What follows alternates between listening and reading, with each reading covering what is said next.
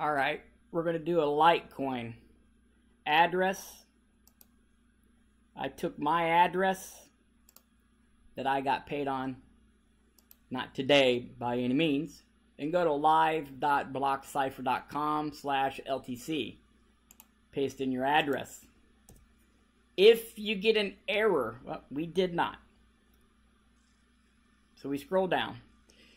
This is my minimum withdrawal from iCenter. This over here is the wallet that paid me my minimum withdrawal.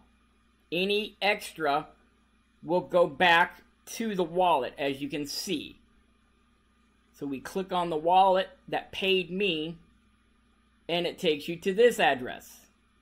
This address is the iCenter wallet that paid me particularly and other people their minimum Litecoin withdrawals.